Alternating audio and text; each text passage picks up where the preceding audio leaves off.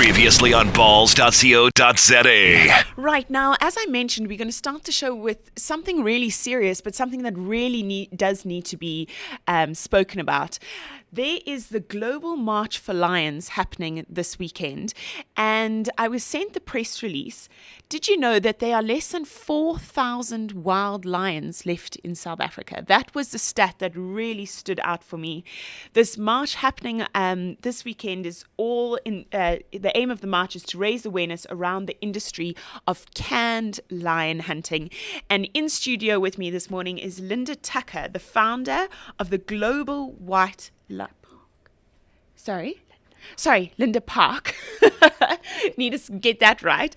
Linda Park. So, Linda, how did you get involved, and what's your role in the lion conservation cause? Lions have always been very special to me. So, I do a lot of.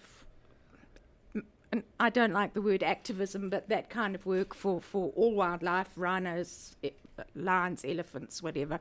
But lions are very, very special to me.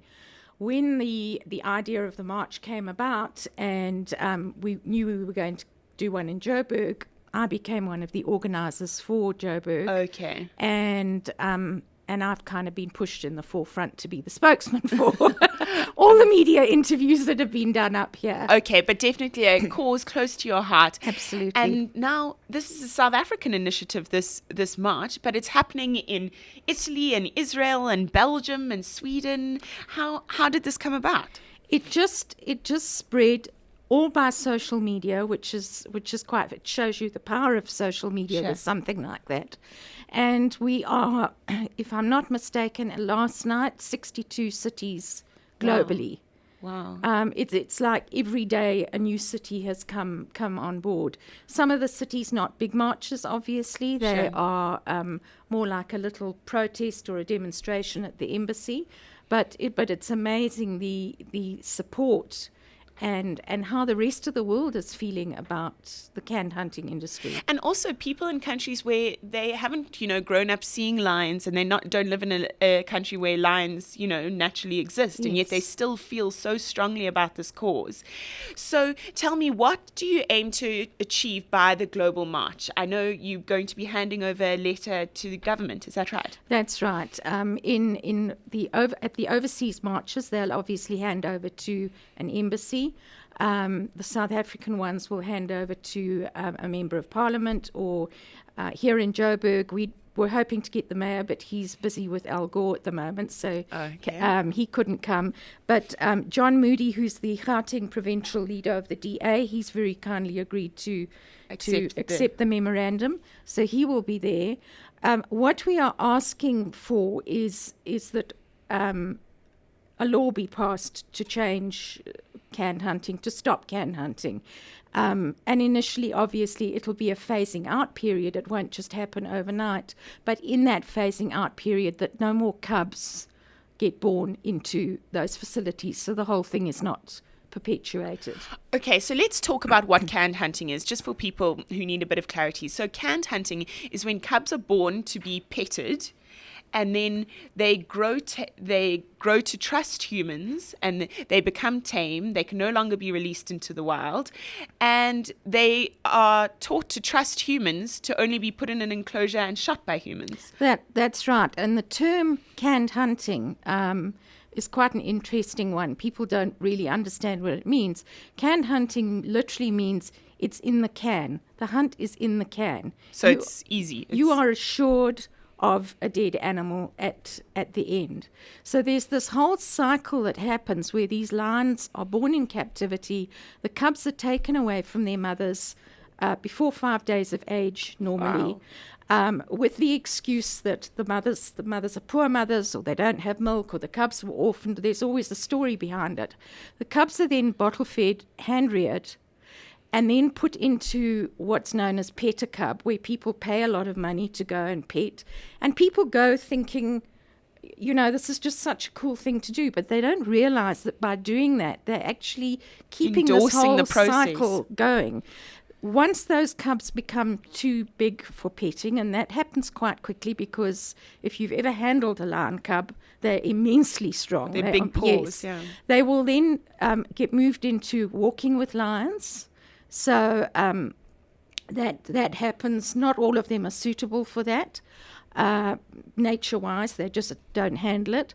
So you'll have the walking with lions, and when they get too big for that, it's can hunting. They get put in an enclosure where people can just shoot them. Absolutely. So for the first half of their life, they're there for people to marvel at what a beautiful animal it is, only for people to shoot them. I mean, it's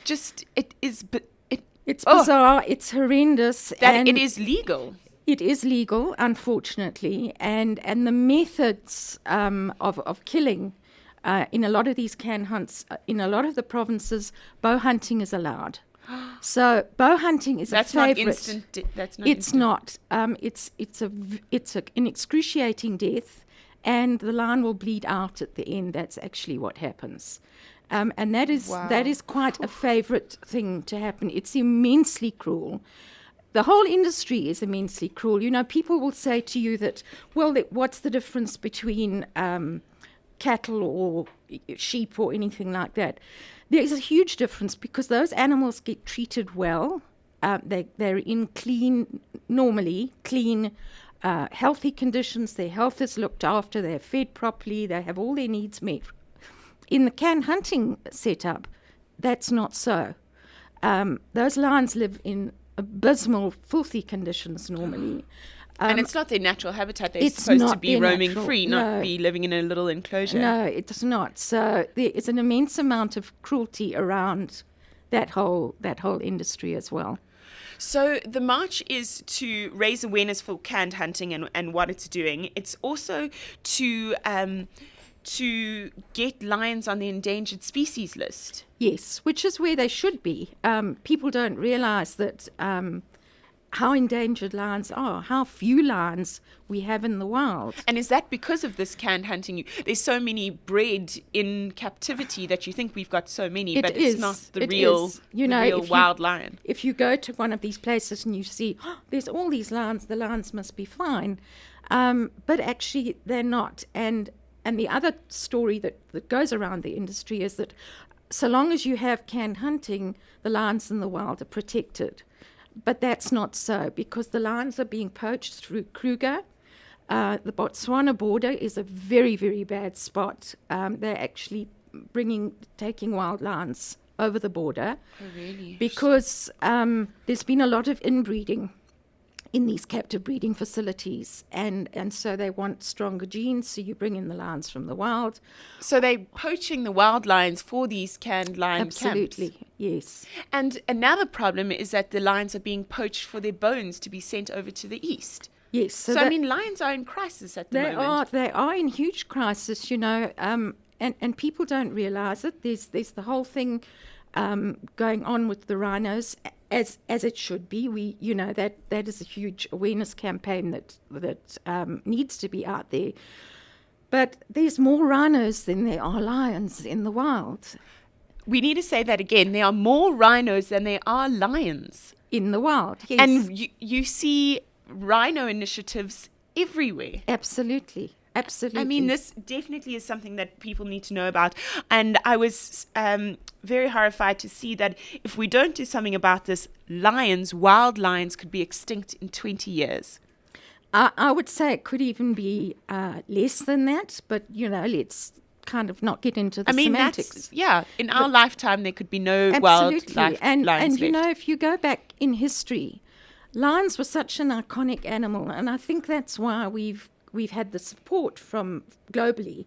Yes, because you can go anywhere in Europe, for instance, and you'll see lion statues. In ancient cultures, there were lions in mythology and statues and so ever. They were revered. They were held as an icon. Yes. And now they've been reduced to trophies. Yes. To trophies. Yeah. So the problem...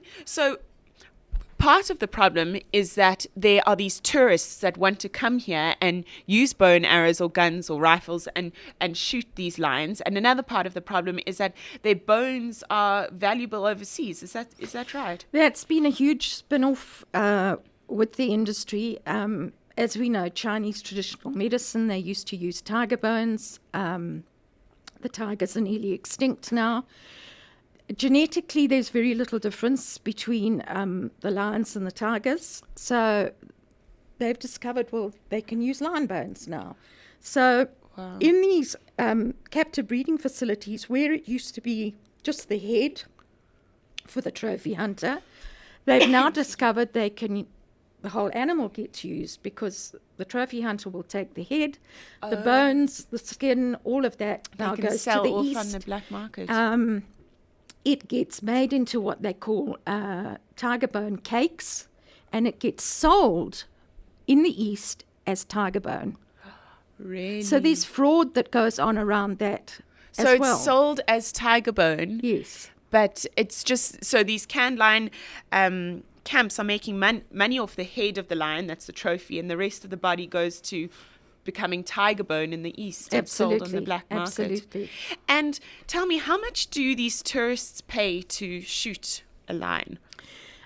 It's all in dollars, so everything is in dollars. And if you're looking at the top end for a male lion, because they normally want the male lions with the big manes, and you go to a white lion, a white male lion, you'll probably be looking at around $20,000. Wow, $20,000. $20,000. Females could be about 7, 8, somewhere around there, but they generally don't go for the females. So what happens in the whole breeding cycle is that female cubs are often just put to one side and left to starve to death. Because they say it costs too much to feed them, and they have no value except for their bones. So you can put them to one side, and when they die, you Use take their the bones and you sell the bones. Because if you look at most of the photographs that have been taken in these setups, you will only see males. The females that are there are breeding females that are continuing to pump out cubs. I mean, it's gut-wrenching, actually. And tell me, how has this been allowed to be legal in South Africa? How do authorities see this kind of practice, and how have they let it continue?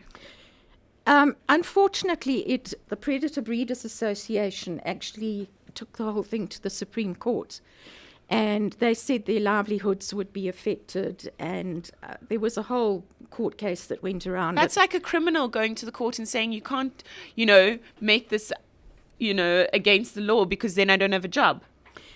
That's exactly how we all feel about it, but the government didn't see it that way, and canned hunting never really went off the table, but after that it was back on the table, and it's perfectly legal. The lion bone trade is perfectly legal, and I think, look at what's happened to illegal? The lion bone trade is legal. Look at what's happened to the tigers.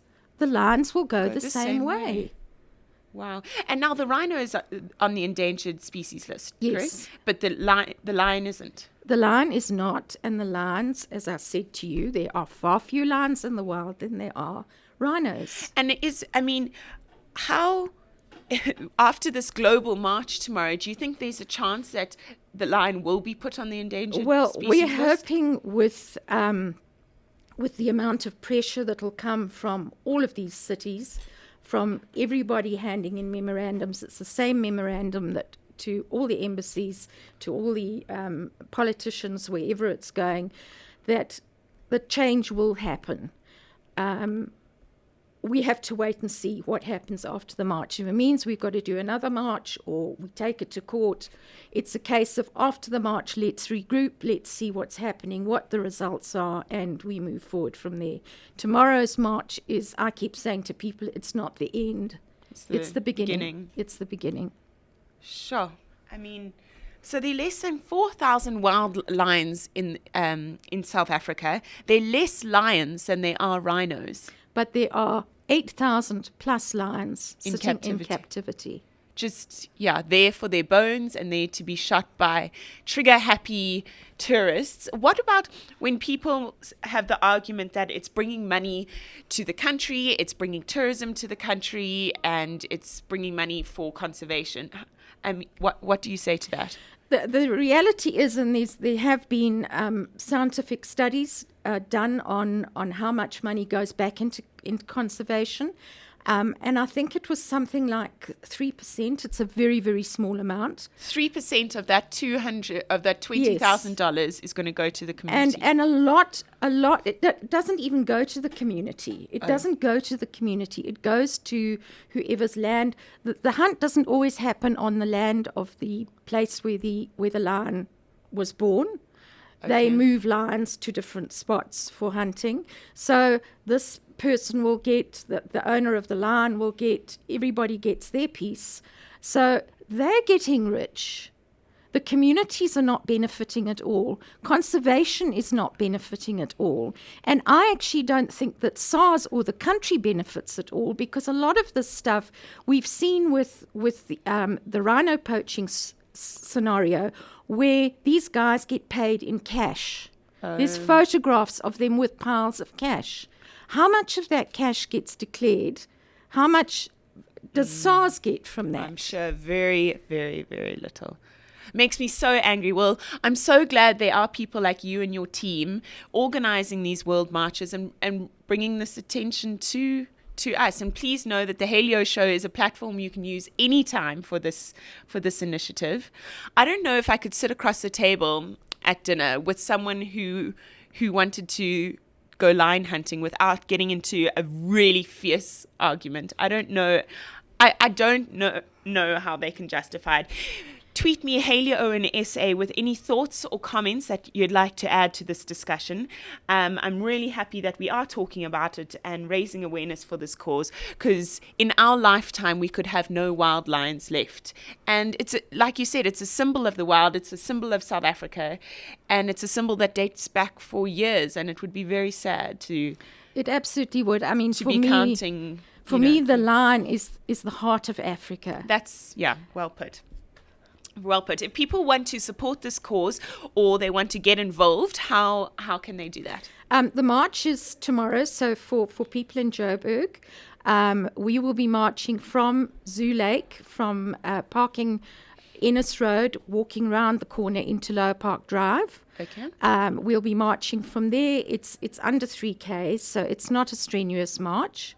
I'm asking people to be there by 11:15 at the very latest, 10:30 preferably, because by 11:15 we want to be all assembled. We've got a lot of overseas press there, a lot of media.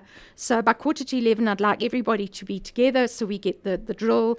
11 o'clock is the handover, the welcoming and the handover, and then off we go. If people can't march but they want to be onto the group to see what's going on, you can find us on Facebook. Is Global March for Lions space Johannesburg. And then we also have a website which is globalmarchfigure4lions.org, and our Twitter handle is @globalmarchforlions. Okay, good. Nice to see you really going across social media. Global March for Lions on Facebook. I've just joined the group and I really will be following closely your initiative. And then balls.co.za